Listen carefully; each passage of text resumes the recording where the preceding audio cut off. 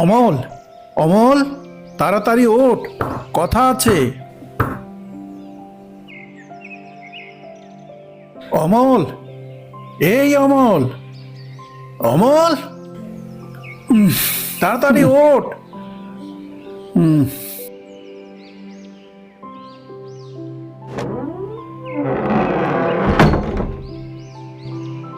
কি রে রবি, এই সাত সকালে আমার বাড়িতে মাল খাবি নাকি?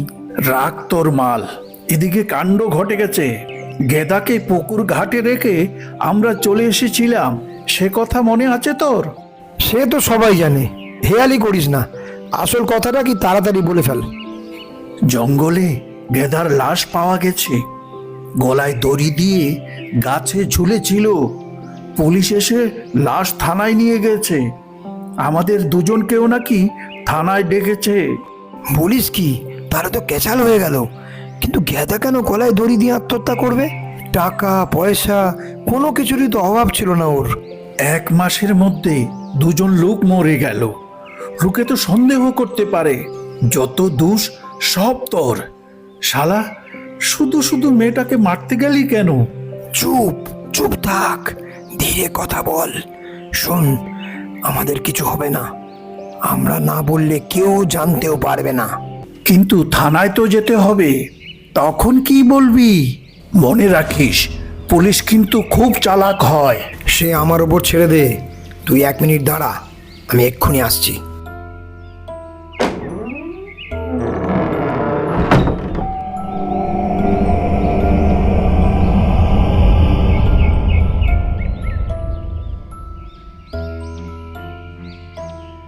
অমল আর রবি থানা থেকে বেরিয়ে আসে। গ্রামের পথ ধরে একটি মেয়ে হেঁটে হেঁটে এগিয়ে যাচ্ছে। রবি তখন মেয়েটিকে ভালো করে লক্ষ্য করে দেখছিল।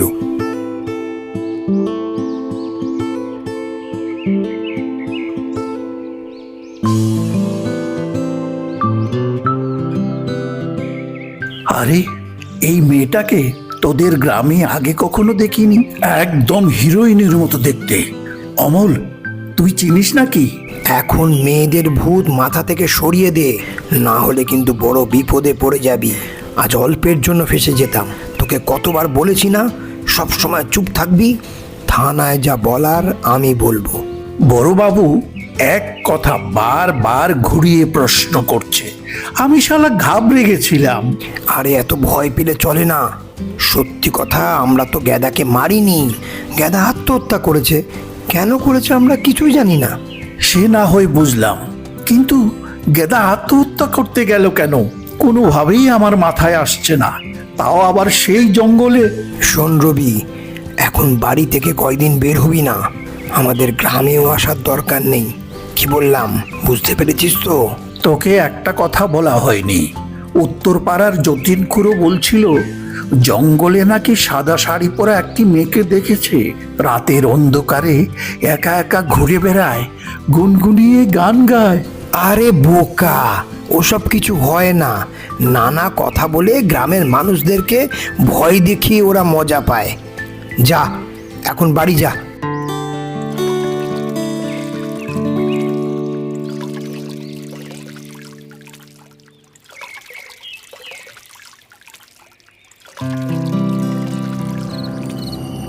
রবি বাড়ি চলে আসে, কিন্তু মনে একটা ভয় তাড়া করে বেড়াচ্ছে। আজ পূর্ণিমার রাত, কিন্তু অদ্ভুতভাবে চারিদিক কুয়াশায় ভরে গেছে। বাইরে ঝিঝি পোকার শব্দ যেন আজ অস্বাভাবিক জোরে শোনা যাচ্ছে। নানা ভাবনায় রবি ঘুমিয়ে পড়ে।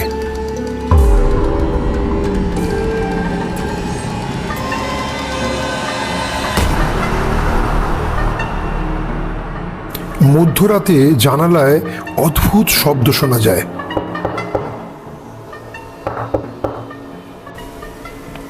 রবির চোখে তখন গভীর ঘুম।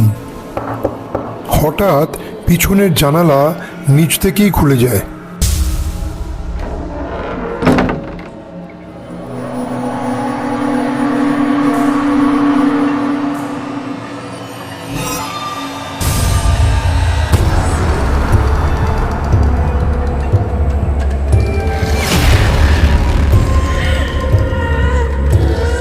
এই কে তুমি আমার ঘরে কি করছো? তোকে সঙ্গে নিয়ে যেতে এসেছি। আজ থেকে তুই হবি আমার চিরসঙ্গী। জীবনে যত পাপ করেছিস, আজ সেই পাপের প্রায়শ্চিত্ত করার দিন। প্রায়শ্চিত্ত? কি সব আবুল তাবুল বলছেন? আপনাকে চিনি না, জানি না, এক্ষুনি বেরিয়ে যান। তাই নাকি? তাহলে দেখ আমি কে।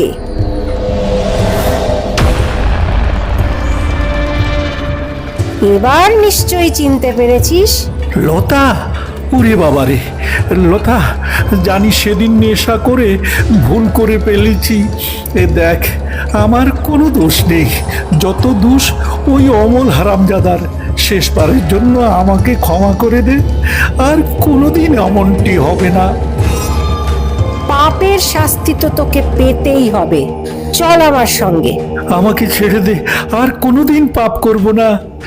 আহ আহ আহ লতা, লতা, বাঁচাও, বাঁচাও। নানান অশান্তিতে প্রায় রাতেই অমলের ঘুম আসে না। তাই ভাবছে কয়দিনের জন্য মোহনপুরে মামার বাড়িতে চলে যাবে। ঠিক এমন সময় গগনকে দেখতে পায়। নিশ্চয়ই এটা ডাইনির কাজ। গ্রামে আর বেশি দিন থাকা যাবে না। কি রে গগন, হেঁটে হেঁটে কার সাথে কথা বলছিস? সব কিছু ঠিকঠাক আছে তো? আর বলো না গো অমলদা, গ্রামে কালো ছায়া পড়েছে। এক এক করে সবাই মারা পড়েছে। ভাবছি কয়দিনের জন্য শহরে চলে যাব। কি বলছিস? আজ আবার কে মারা গেল? কেন, তুমি জানো না কিছু?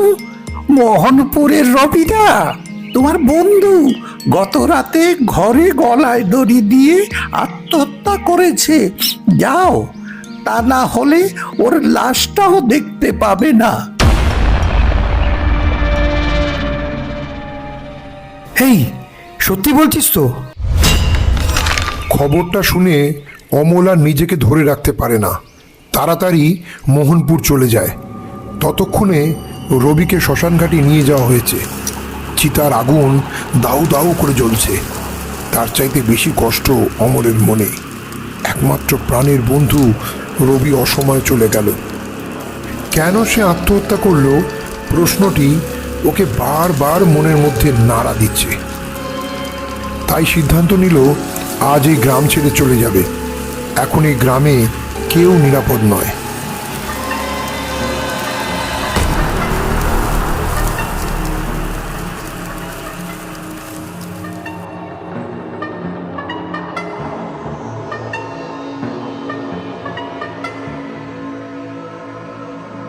রাতে বাড়ি ফিরে আসছে, এমন সময় ওর মনে হলো কেউ যেন ওকে পেছন থেকে ডাকছে।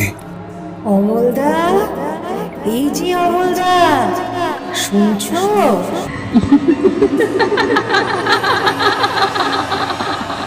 কে ডাকে আমাকে এই অসময়ে? কণ্ঠটা খুব চেনা চেনা লাগছে। অমলদা, ও অমলদা, তুমি কি গ্রাম ছেড়ে চলে যাচ্ছ? কে কে ডাকে? সামনে এসে বলছি। আমাকে ভয় দেখিয়ে কোনো লাভ নেই। আমি জানি তুমি সবাইকে খুন করেছো। ভয় তুমি পাবে, আমি তোমাকে ভয় পেতে বাধ্য করব। তোমাকে এমন শাস্তি দেব তুমি কল্পনাও করতে পারবে না। তোদের মতো পাপীদের বাঁচার কোনো অধিকার নেই। আজ তোকে মেরে আমি চিরদিনের মতো মুক্তি পাবো। দেখ লতা, আমি হাত জোর করে বলছি, যা হবার হয়ে গেছে। তোর মুক্তির জন্য যা দরকার আমি করব। শুধু শেষবারের মতো আমাকে ছেড়ে দে লতা। মনে পড়ে সেদিনের কথা? আমার সব কিছু কেড়ে নিয়ে তোরা আমাকে ভয়ঙ্কর কষ্ট দিয়ে প্রাণে মেরেছিলি। আমার সব স্বপ্ন ধুলোয় মিশিয়ে দিয়েছিলি। তোর বাঁচার কোনো অধিকার নেই।